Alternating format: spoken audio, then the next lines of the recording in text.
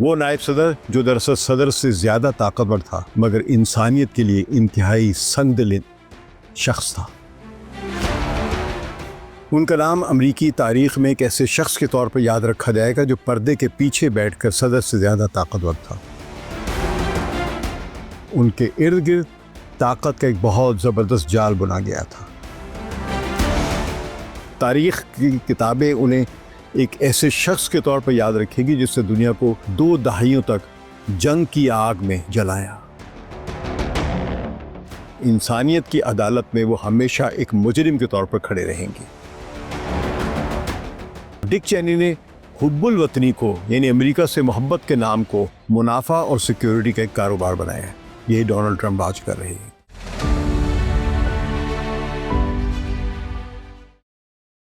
ثقلین امام کا سلام قبول کیجیے۔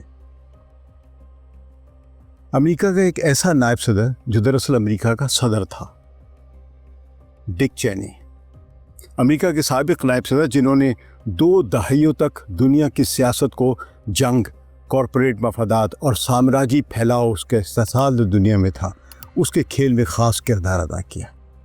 وہ بالآخر دنیا سے 4 نومبر کو رخصت ہو گئے۔ ان کا نام امریکی تاریخ میں ایک ایسے شخص کے طور پر یاد رکھا جائے گا جو پردے کے پیچھے بیٹھ کر صدر سے زیادہ طاقتور تھا اور جس کے فیصلوں نے لاکھوں لوگوں کو خوفناک جنگ، بدترین تباہی اور انتہائی غربت کے گھڑوں میں دھکیل دیا۔ ڈک چینی 1939 میں ریاست نبراسکا میں پیدا ہوئے۔ وہ کمزور دل کے مریض تھے، زندگی میں 5 دل کے دورے پڑے اور آخرکار 2012 میں انہیں دل کی پیوندکاری یعنی ہارٹ ٹرانسپلانٹ کرانا پڑی۔ ان کی نجی زندگی عام دکھائی دیتی ہے، بیوی لین چینی اور 2 بیٹیاں لیز اور میری، مگر ان کے ارد گرد طاقت کا ایک بہت زبردست جال بنا گیا تھا جو سیاست، کارپوریٹ دنیا اور جنگی صنعت کو، وار انڈسٹری جس کو کہتے ہیں، ان سب کے یہ ایک قسم کے اہم کردار تھے اور یہ اس میں فائدہ اٹھانے والے میں تھے۔ ڈک چینی نے امریکی سیاست میں لمبا سفر طے کیا۔ وہ ایک وقت میں کانگریس کے رکن بھی رہے، پھر صدر جیرالڈ فورڈ کے چیف آف سٹاف بنے ان کے وائٹ ہاؤس میں، اور بعد میں جارج H.W. بش، جن کو جارج بش سینئر کہتے جو 1990 کی دہائی میں صدر بنے تھے، ان کے وزیر دفاع بھی رہے۔ مگر ان کی اصل طاقت اس وقت سامنے آئی جب وہ 2001 میں جارج بش جونیئر کے نائب صدر بنے۔ دنیا سمجھتی رہی کہ صدر بش جو ہیں وہ صدر ہیں اصل میں، مگر حقیقت یہ تھی کہ اصل فیصلے ڈک چینی کے ہاتھ میں تھے۔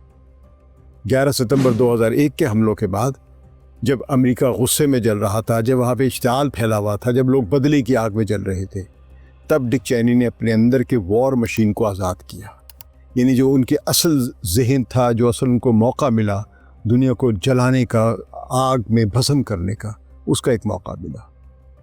انہوں نے کے خلاف جنگ کے نام پر پہلے افغانستان اور پھر عراق پر حملے کی منصوبہ بندی کی۔ یہ اس کے چیف آرکیٹیکٹ تھے۔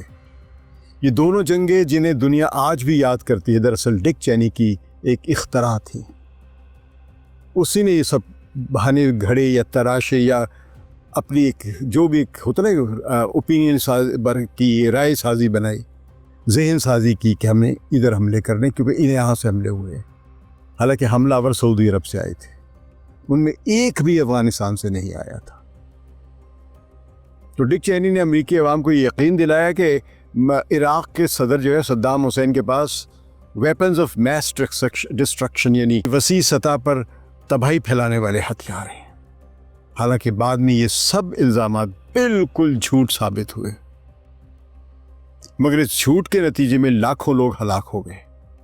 صرف عراق میں تقریباً 4 سے 5 لاکھ افراد ہلاک ہوئے ہیں اور بعض لوگ تو 1 ملین سے بھی زیادہ کہتے ہیں، اور ان مرنے والوں میں عورتیں، بچے اور عام شہری شامل تھے جو امریکہ کی بے انتہا بمباری کا نشانہ بنے، جیسے کہ ہم آج کل غزہ میں دیکھتے ہیں۔ افغانستان، پاکستان، شام اور یمن سمیت پورے خطے میں مرنے والوں کی تعداد تقریباً 50 لاکھ کے قریب بتائی جاتی ہے۔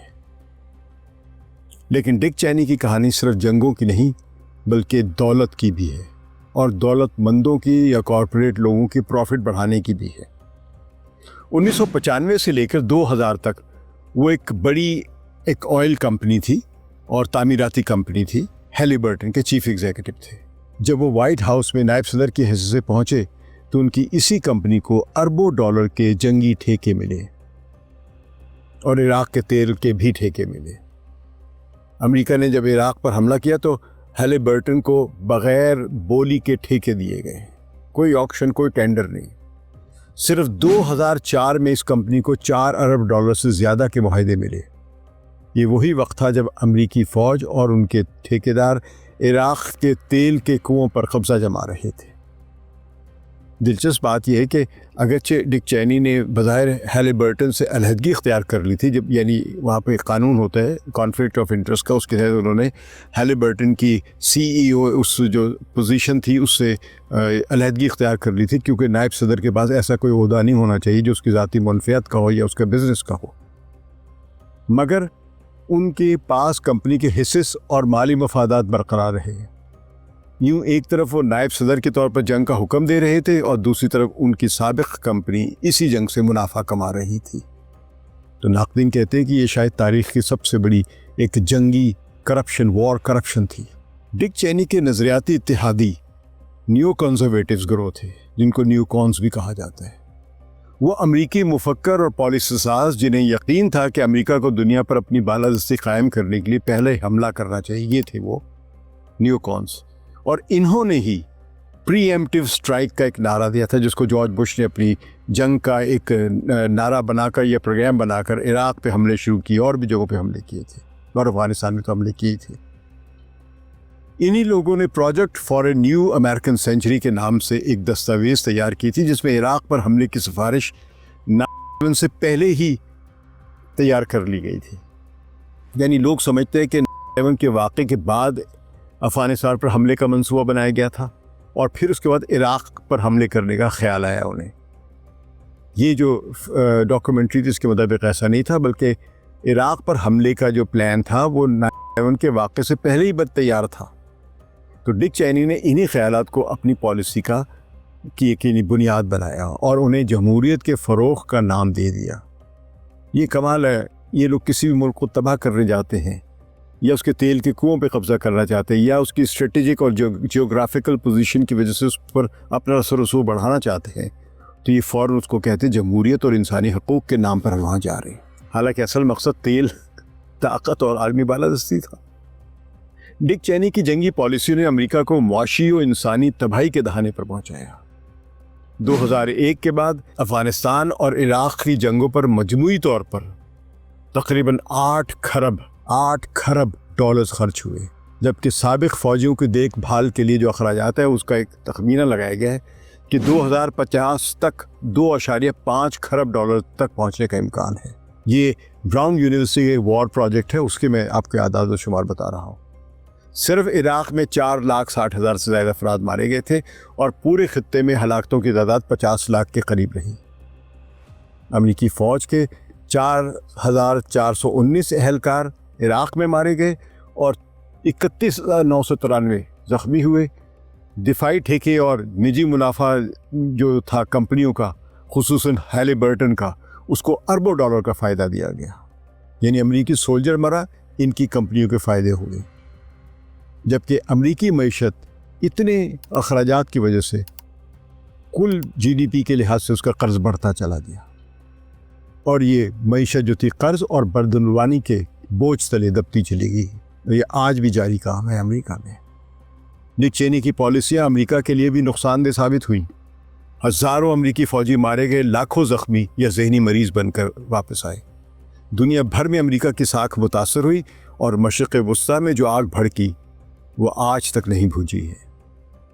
عراق میں تنظیمیں پیدا ہوئیں، افغانستان میں طالبان دوبارہ طاقتور ہوئے اور لاکھوں بے گناہ شہریوں کی زندگیاں تباہ ہوئیں۔ بہرحال ڈک چینی کی اپنی دولت مسلسل بڑھتی گئی۔ ان کی ذاتی دولت کا اندازہ 2025 میں 100 سے 150 ملین ڈالرز کے درمیان لگایا گیا جاتا ہے۔